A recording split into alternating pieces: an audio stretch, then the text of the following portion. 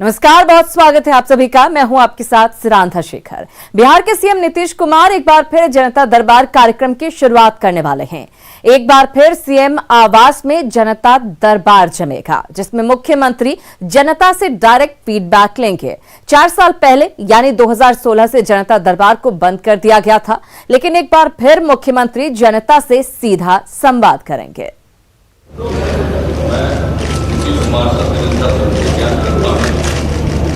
बिहार राज्य के मुख्यमंत्री के रूप में मेरे विचार के लिए लाया जाएगा, अथवा मुझे ज्ञात होगा, मुझे नियुक्त किया व्यक्तियों को तब के सिवाय जब किया जाए। 7वीं बार शपथ ग्रहण के साथ ही 69 साल के नीतीश कुमार ने बिहार की सियासत में नई इबारत लिख दी। बिहार के भरोसे पर खरा उतरने वाले नीतीश कुमार एक बार फिर जनता से सीधे जुड़ेंगे। नीतीश कुमार फिर लगाएंगे जनता दरबार। बिहार के लोगों से होगा अब सीधा संवाद। 2005 में नीतीश कुमार ने सत्ता संभालने के बाद जनता दरबार की शुरुआत की। नीतीश कुमार जनता से ये जानना चाहते थे कि समस्या क्या है, उस समस्या का निराकरण कैसे हो सकता है। आने वाले समय में नीतीश कुमार के इसका जबरदस्त फायदा भी मिला। नीतीश कुमार के जनता दरबार की ये तस्वीरें आपको याद होंगी, जब बिहार के कोने कोने से लोग मुख्यमंत्री के जनता दरबार में पहुंचते थे और अपनी समस्याओं को बताते थे। ऑन द स्पॉट लोगों की दिक्कतों का निपटारा भी हो जाता था। लेकिन यह सिलसिला 4 साल पहले यानी 2016 में बंद हो गया। 10 नवंबर को आए नतीजों के बाद जब ये साफ हो गया कि एक बार फिर बिहार की गद्दी नीतीश कुमार ही संभालेंगे, तब नीतीश कुमार ने खुद ही ये साफ किया था कि वो सीधे तौर पर जनता से कट गए थे। हाँ, एक चीज जरूर हुआ है कि आप लोगों के साथ जो मेरा कम्युनिकेशन होता था, वो जो हम लोगों से सोमवार के दिन मिलते थे और उसके बाद बातचीत करते थे, वो होता था। और बाद में जो हम लोगों ने इसका लोक शिकायत निवारण कानून कर दिया, तो कोई एडवाइस के रूप में कुछ बताना चाहते तो वो भी किया, लेकिन उसके बाद कोई ज्यादा पत्र नहीं आता था। कोई एक एडवाइस होता है ना कि किस चीज पर बात करना चाहते हैं, तो उसके चलते धीरे धीरे वो कम गया। लेकिन एक हमको ये रियलाइजेशन हुआ कि अगर हम लोगों के साथ जो जिसको कहिए कि मीडिया के लोगों से बातचीत करने का एक मौका मिल जाता था, वो रहता तो ठीक था, वो सही बात है। दरअसल जंगल राज से सत्ता हथियाने के बाद 2005 में नीतीश कुमार ने जनता दरबार की शुरुआत की थी। महीने के हर सोमवार को सीएम का जनता दरबार लगता था। 2016 में नीतीश कुमार ने जनता दरबार बंद कर दिया। दरअसल 2020 के चुनाव में एनडीए ने सरकार तो बना ली, लेकिन जेडीयू को वो कामयाबी नहीं मिल पाई जो पहले मिला करती थी। जेडीयू महज 43 सीटों पर ही जीत दर्ज करा पाई।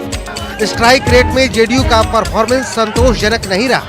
नीतीश कुमार की पार्टी जेडीयू का स्ट्राइक रेट 2015 के चुनाव में 70.2% था, जो इस बार घटकर 37.4% पर आ गया। जाहिर है बतौर राष्ट्रीय अध्यक्ष नीतीश कुमार पर जेडीयू के परफॉर्मेंस को लेकर भी दबाव है। मंगलवार को जब 5 दिनों में दूसरी बार नीतीश कुमार जेडीयू दफ्तर पहुंचे थे, तो उन्होंने कार्यकर्ताओं से साफ साफ कहा था कि वो सबका ख्याल रखते हैं। सभी कार्यकर्ताओं का ख्याल रखना उनका काम है।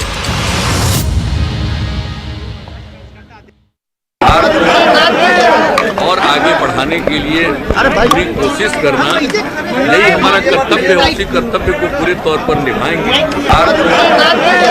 और आगे बढ़ाने के लिए पूरी कोशिश करना, यही हमारा कर्तव्य है। उसी कर्तव्य को पूरे तौर पर निभाएंगे।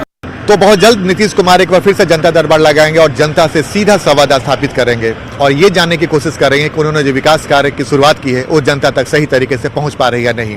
अगर इसमें नीतीश कुमार सफल हो जाते हैं तो न सिर्फ एनडीए बल्कि नीतीश कुमार को भी इसका आने वाले समय में फायदा मिलेगा। कैमरामैन सुबोध के साथ आनंद अमृतराज, न्यूज 18 नेटवर्क, पटना। और आइए अब जरा इस खबर को समझते हैं कि आखिर क्यों नीतीश कुमार 4 सालों बाद फिर से जनता दरबार लगाना चाहते हैं। दरअसल जनता दरबार से जन समस्याओं से वो रूबरू हो सकेंगे, फेस टू फेस समस्याओं को जान सकेंगे। समस्याओं को जानने के लिए नीतीश ने कई यात्राएं भी की हैं। नीतीश कुमार समस्याओं की जड़ तक पहुंचना चाहते हैं। नीतीश कुमार से बिहार को काफी उम्मीदें हैं। जेडीयू का परफॉर्मेंस इस बार संतोषजनक नहीं है। जाहिर है एक बार फिर से एक नई कोशिश, पुरानी कोशिश जिसको अब नए तरीके से, नए सिरे से मुख्यमंत्री शुरू करने जा रहे हैं जनता दरबार के तौर पर, और जाहिर है इससे फायदा भी साफ साफ देखने को मिलेगा। इस बीच बड़ी खबर मिल रही है, शिक्षा मंत्री मेवालाल चौधरी ने सीएम नीतीश से मुलाकात की है। सुबह में जेडीयू प्रदेश अध्यक्ष वशिष्ठ नारायण सिंह से भी उन्होंने मुलाकात की थी। शिक्षा मंत्री मेवालाल चौधरी दरअसल कल पदभार ग्रहण करेंगे। शिक्षा विभाग में कल दोपहर 12:30 बजे पदभार ग्रहण करेंगे मेवालाल चौधरी। मेवालाल चौधरी पर आरोपों को लेकर विपक्ष दरअसल हमलावर है और कल पदभार ग्रहण करने वाले हैं मेवालाल चौधरी। पहले उन्होंने मुलाकातों का दौर दरअसल चलता रहा। सुबह वशिष्ठ नारायण सिंह से मुलाकात की थी मेवालाल चौधरी ने और अब मुख्यमंत्री नीतीश कुमार से उन्होंने मुलाकात की है। कल दोपहर 12:30 बजे पदभार ग्रहण करेंगे मेवालाल चौधरी। और इस खबर को समझिए, मेवालाल चौधरी को नीतीश की ओर से हरी झंडी मिल चुकी है। शिक्षा मंत्री का पदभार ग्रहण करेंगे अब मेवालाल चौधरी कल 12:30 बजे। मेवालाल चौधरी के बहाने विपक्ष दरअसल सरकार पर हमलावर है। लालू ने ट्वीट कर नई सरकार पर प्रहार किया है।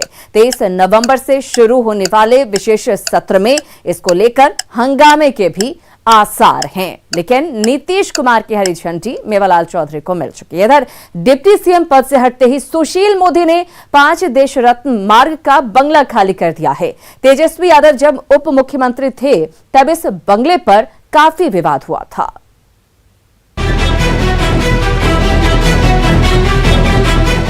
बिहार की राजधानी पटना का 5 देश रत्न मार्ग बिहार के उप मुख्यमंत्री का सरकारी आवास, जिसे सुशील मोदी ने उप मुख्यमंत्री के पद से हटते ही खाली कर दिया। यहाँ पे जो है वो सुशील मोदी जो है वो बतौर उप मुख्यमंत्री रह रहे थे, लेकिन अब चूंकि वो उप मुख्यमंत्री नहीं है तो उन्होंने अपने नाम की ये जो बोर्ड है वो यहाँ से हटा लिया है। और कहीं न कहीं जो एक मैसेज है वो सुशील मोदी की तरफ से दिया गया है कि जो है जब मैं इस पद पे नहीं हूँ तो ये बंगला अब मेरा नहीं है। सुशील मोदी ने तो डिप्टी सीएम के पद से हटते ही इस बंगले को खाली कर दिया है, लेकिन जुलाई 2017 में तेजस्वी यादव ने ऐसा नहीं किया था। इस बंगले को लेकर के सियासत बिहार में खूब हुई थी।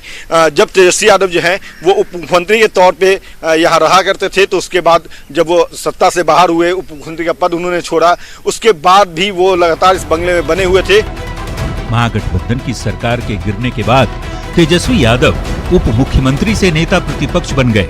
सरकार ने उन्हें दूसरा बंगला अलॉट भी कर दिया और 5 देश रत्न मार्ग खाली करने का नोटिस दिया, लेकिन तेजस्वी अपनी जिद पर अड़े रहे। सरकार के फैसले के खिलाफ हाईकोर्ट से लेकर सुप्रीम कोर्ट तक का दरवाजा खटखटाया और जब सुप्रीम कोर्ट ने फटकार लगाई तब जाकर 2019 में इस बंगले को खाली किया।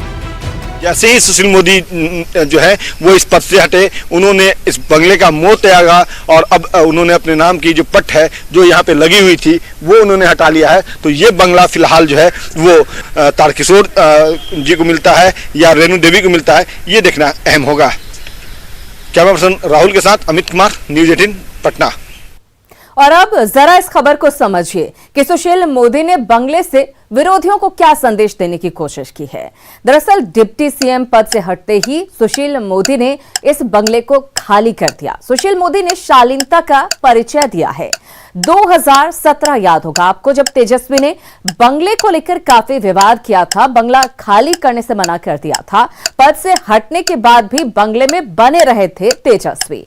सुप्रीम कोर्ट के आदेश के बाद 2019 में बंगला खाली किया गया था, लेकिन इस बार इस बात का इंतजार नहीं किया है। सुशील मोदी ने पहले ही बंगला खाली कर दिया। चलिए अब बात कर लेते हैं लोक आस्था के महापर्व छठ की। लोक आस्था का महापर्व छठ शुरू हो चुका है। महामारी के बीच महापर्व की तैयारी भी तकरीबन पूरी हो चुकी है। क्या है इस बार की गाइडलाइंस और पटना से लेकर दिल्ली तक घाटों पर क्या है इंतजाम, आप भी देखिए।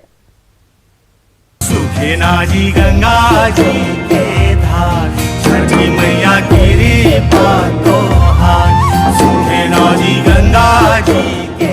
छठ घाटों पर भव्यता का ये नजारा शायद इस बार देखने को नहीं मिले। लोगों की भारी संख्या नदी के किनारे ना जुटी क्योंकि इस बार छठ की छठा पर कोरोना का साया है। एहतियातन लोगों से घर में ही छठ मनाने की अपील की गई है। हालांकि छठ को लेकर प्रशासन पूरी तरह से मुस्तैद है।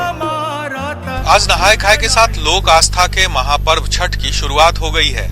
घाटों को तैयार कर दिया गया है। हालांकि इस बार कोरोना काल में छठ हो रहा है, इस वजह से जिला प्रशासन ने कई दिशा निर्देश जारी किए हैं छठ को लेकर।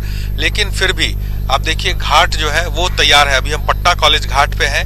यहाँ पर देखिए जो बैरिकेटिंग है वो गंगा में कर दिया गया है ताकि ये जो है बैरिकेटिंग इसके आगे ना जाए लोग, क्योंकि आगे गहरा पानी है। इस वजह से यहाँ पर देखिए आप नोटिस भी सरकार जिला प्रशासन की तरफ से लगाया गया है कि आगे खतरा है, इससे आगे ना जाए।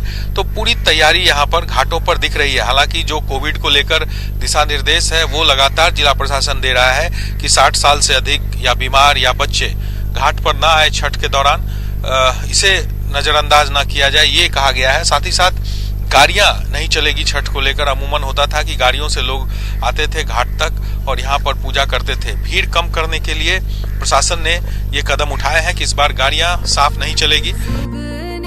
पटना के घाटों पर व्यवस्था पूरी है, लेकिन कोरोना के खतरे को देखते हुए प्रशासन ने लोगों के लिए इस बार गाइडलाइन जारी की है। मसलन घर में ही छठ मनाएं, घाटों पर भीड़ न लगाएं। 60 साल के ऊपर के बुजुर्ग और 10 साल से कम उम्र के बच्चे घाट पर ना जाएं।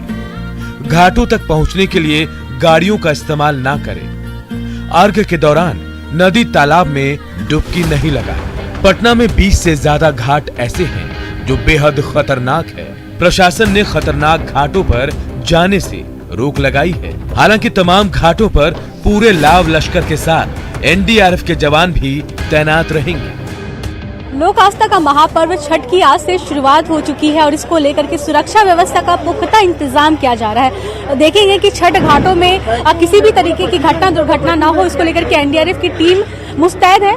इसे लेकर के यहाँ पे तैयारी की जा रही है। करीब यहाँ पे 200-300 के करीब यहाँ पे बोट्स यहाँ पे गंगा घाटों के बीच में लगाई जाएंगी ताकि किसी भी तरीके की घटना दुर्घटना ना हो। और यहाँ पे बोट्स की जो सामान होते हैं, एनडीआरएफ की टीम के जो बोट्स होते हैं उसके जो सामान होते हैं उसको घाटों तक पहुँचाया जा रहा है। सर क्या कुछ व्यवस्थाएं की जा रही है सर सुरक्षा को देखते हुए? हर एक घाटों पे बोट लगाई जा रही है। हमारे गोताखोर हैं सभी घाटों पे। हमारे जो रेस्क्यूअर हैं वो घाट के किनारे भी रहेंगे। हमारा यहाँ कम्युनिकेशन सेटअप है, हमारा यहाँ हॉस्पिटल सेटअप है। इस प्रकार की तमाम व्यवस्थाएं है। यहाँ पे बार बार घाटों को सैनिटाइज किया जा रहा है ताकि जो कोरोना संक्रमण है वो ना फैल सके। साथ में यहाँ पे एनडीआरएफ टीम के जो बोट्स होते हैं, बोट्स को लेके जाने की यहाँ पे पूरी तैयारी की जा चुकी है। आप देख भी सकते हैं कि किस तरीके से यहाँ पे एनडीआरएफ की टीम मुस्तैद है, तैराक यहाँ पे मुस्तैद है और यहाँ पे बस जो इंतजार है बस इन सारे बोटों का घाटों तक पहुंचने का। तो आप देखेंगे कि आज से ही यहाँ पे गंगा घाटों में सुरक्षा व्यवस्था के साथ साथ जो तैयारी है छठ पूजा की वो पूरी हो चुकी है। गाइडलाइन के साथ बिहार में छठ की छठा तो दिखेगी, लेकिन दिल्ली में इस बार घाटों पर रौनक देखने को नहीं मिलेगी। छठ पूजा का उत्सव घाटों, तालाबों और नदियों के किनारे आयोजित करने पर दिल्ली सरकार द्वारा लगाई गई रोक के आदेश को दिल्ली हाई कोर्ट में चुनौती देने वाली याचिका पर सुनवाई करते हुए दिल्ली हाई कोर्ट ने फिलहाल कोई राहत देने से इनकार कर दिया है। Delhi high court social distancing के तहत छठ मनाने की रोक लगाई है। कारण यह है कि प्रत्येक दिन दिल्ली में 7,000 से ज्यादा केसेस आ रहे हैं और मौत की जो संख्या है लगातार बढ़ते जा रही है। हालांकि 4 दिन पहले दिल्ली सरकार ने भी रोक लगाई थी, लेकिन दिल्ली हाईकोर्ट ने साफ तौर पर मना किया कि एक जगह इकट्ठे आप नहीं मना सकते हैं। लेकिन जिस तरह से लगातार छठ श्रद्धालुओं में जो मायूसी थी उसको लेकर के बड़ा ही खामोशी है। कोरोना जैसी महामारी के बीच लोक आस्था के महापर्व की रौनक भले ही घाटों पर कम दिखे, लेकिन आस्था परवान पर रहेगी। Bureau report, news 18 network.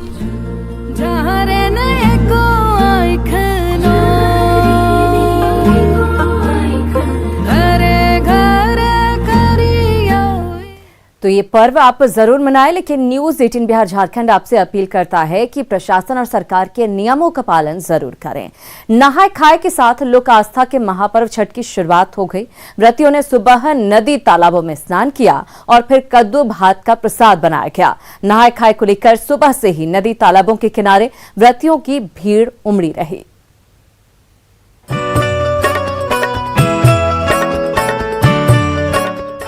नहाय खाए के साथ आज से 4 दिवसीय महापर्व छठ की शुरुआत हो गई। कार्तिक मास के शुक्ल पक्ष की चतुर्थी तिथि से छठ पर्व शुरू हो जाता है। निर्जला व्रत के पहले दिन नहाय खाए पर घाट या नदी तालाबों में स्नान कर अरवा चावल, चने की दाल और कद्दू की सब्जी का प्रसाद ग्रहण करने की परंपरा है। कोरोना काल में हो रहे पहले छठ पर आज नदियों के किनारे श्रद्धालुओं की भीड़ उमड़ी रही। नहाय खाए क्योंकि नाम रखा गया है, तो सबसे पहले गंगा स्नान होता है और गंगा स्नान के बाद श्रद्धा जो व्रती है वो घर जाते हैं। उसके बाद जो प्रसाद है वो तैयार करते हैं। बेगूसराय जिले के नारेपुर, झमटिया, सिमरिया, मधुरापुर सहित कई गंगा घाटों पर श्रद्धालुओं की भारी भीड़ देखी गई।